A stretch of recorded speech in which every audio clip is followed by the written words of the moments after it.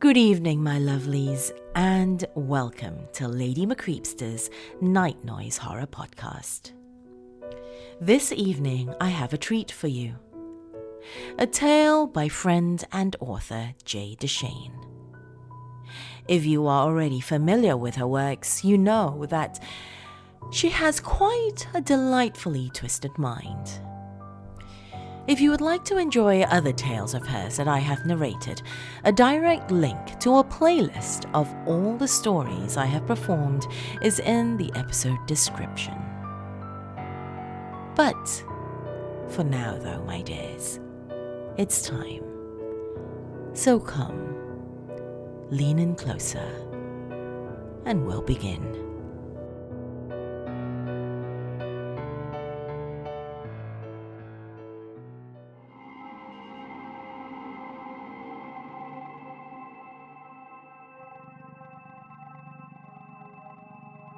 Frankie sat in his corner of the locker room, hurriedly changing back into his regular clothes. He tried not to notice the other boys as they filed past in their towels and boxer briefs. Boys, more like men. They were all 13 years old, just like Frankie, and yet it seemed that he was the only one among them who had yet to experience the change. The cracks in his classmates' voices and the fuzz on their chins filled him with a kind of envy he'd never known before. Frankie had just slid into his jeans when Tyler and his crew of moron jocks shuffled into his area.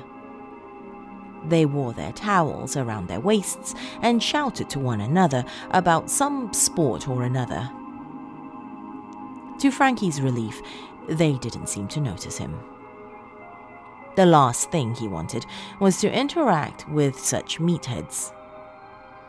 He delighted briefly in the knowledge that he was probably more intelligent than all of them combined, and yet, even at his young age, he knew his judgment was hollow. What did it matter how smart he was if they were clearly superior in every way that counted? They were strong where Frankie was weak. They had girls fawning all over them where Frankie counted himself lucky if a girl accidentally stepped on his foot. He sighed. It just didn't seem fair. "Hey fellas," Frankie heard Tyler say, "I've got something to show you." He stood with his back to Frankie and, without a moment's hesitation, opened his towel before the other boys. A chorus of amazement rang out amongst those present. Frankie, despite his best efforts, was curious. "Dude," said one of the boys excitedly, "you've got pubes," Tyler finished the sentence. "Yup, and my balls should be dropping pretty soon." More oohs and ahs echoed through the locker room. Tyler added, "That's what happens when you're a grown man." The words stabbed at Frankie's heart. He wanted so badly for his manhood to begin. No longer could he help himself. He had to see what it was like. He had to know for sure what he could look forward to, and not just some stupid cartoon drawing in health class. Gingerly, he stepped around to try and get a look of what Tyler was sporting. "Hey!" Frankie jumped. His eyes came up to meet Tyler's, who quickly closed his towel around himself. "What are you looking at?" I just... "What? You were trying to look at my junk?" Tyler lurched towards Frankie, who stood frozen with fear. "What are you? Some kind of freak?" Frankie searched in vain for the right words to say. He stuttered. But... "Gross," said one of the other boys. "I think he wants to have sex with our butts." "That's nasty," cried another through his laughter. "Come on," Tyler said. "Let's teach him a lesson."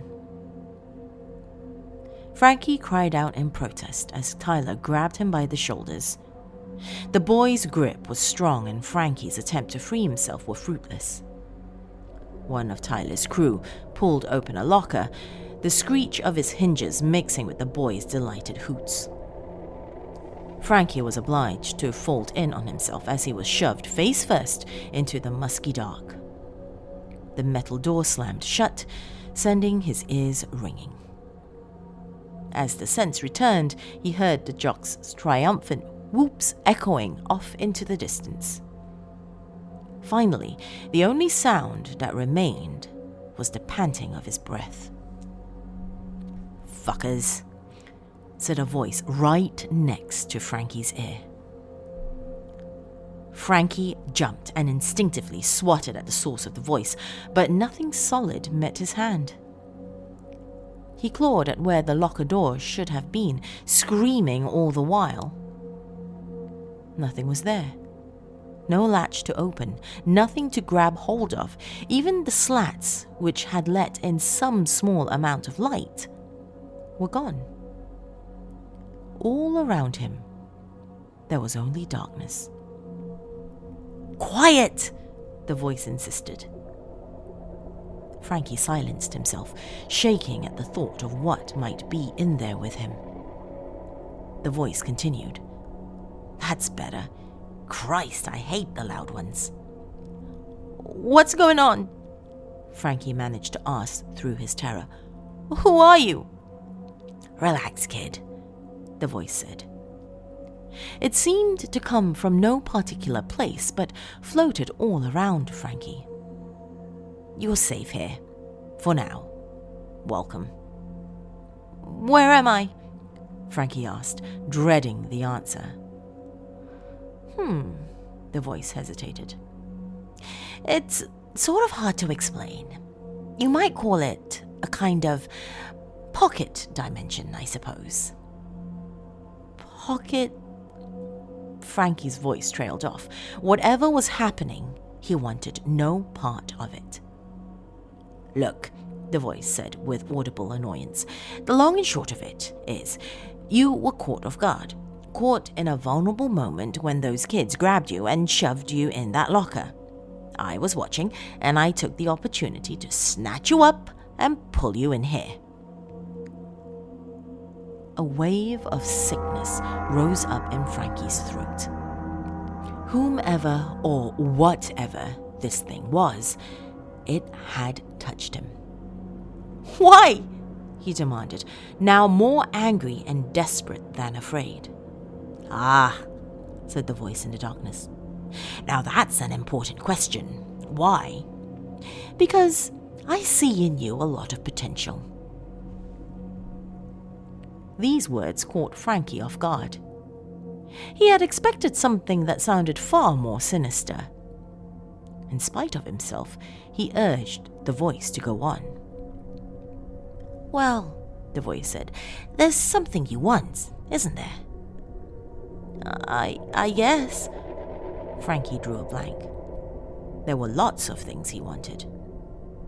"Something particularly relevant," the voice said, attempting to draw it out of the boy. A moment passed without an answer from Frankie, and the voice sighed. "Clearly, I need to spell it out for you. You're sitting in the locker room, and you are watching how everyone around you is growing and changing. But you, nope. Kitty muscles and a baby dick. Am I right?" Embarrassment burned in Frankie's cheeks. "You're right," he said. "But so what?" "So what?" the voice asked with a laugh. "I know exactly how to fix that for you." Frankie did not speak right away. He felt his fear returning, this time mixed with excitement. "What do you mean?" he asked. "I can change you," the voice said. "Turn you into something amazing. Your classmates will be astonished." Frankie thought for a moment. "This sounds too good to be true," he said at last. "How do I know this isn't some kind of trick?" "Trick?" the voice asked. Why would it be a trick? Well, you could turn me into some hideous beast, Frankie offered. Or something. I don't know. Frankie, the voice said. I'm not playing games like that. You want to be a man? I can make you a man. You want to grow up? I can help you do that. Simple as that. Frankie took a moment to ponder these words. They sounded simple enough, but still something nagged at his brain. What would I owe you? The voice chuckled. Damn it, kid, it said. You're too smart for your own good.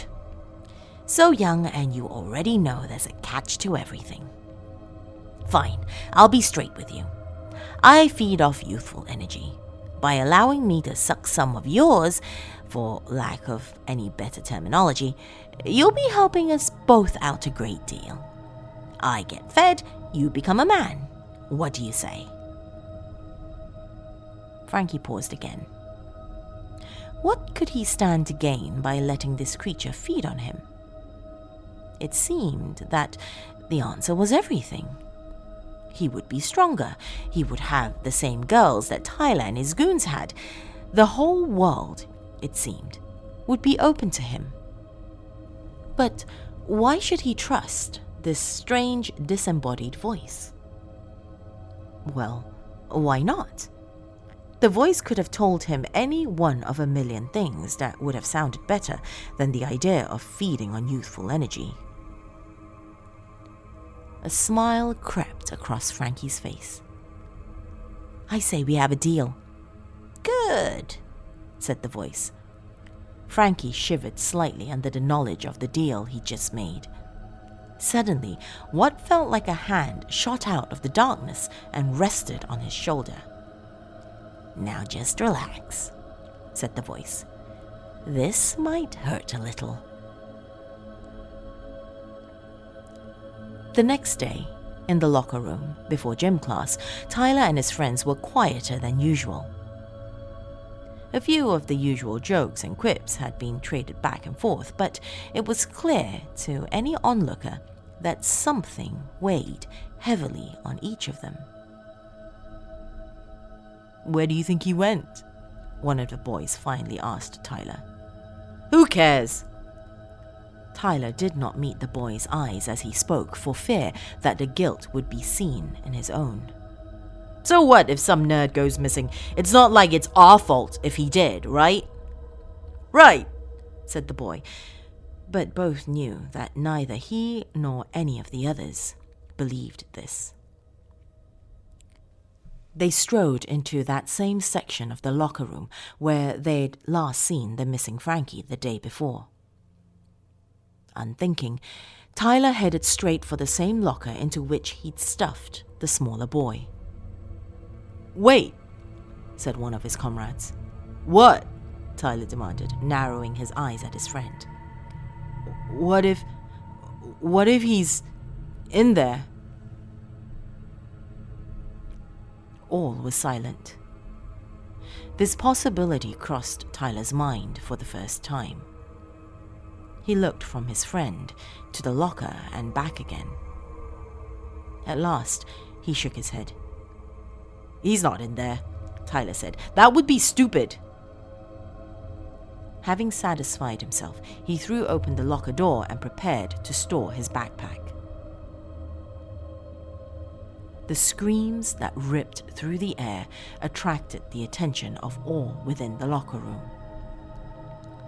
Teachers and students alike came running. All found the same horrible sight when they arrived. Tyler sat on the floor, curled up tightly into a ball and sobbing. Inside the locker room, slumped to one side, was the body of a withered old man. No one seemed to know who he was, and he had clearly been dead for hours.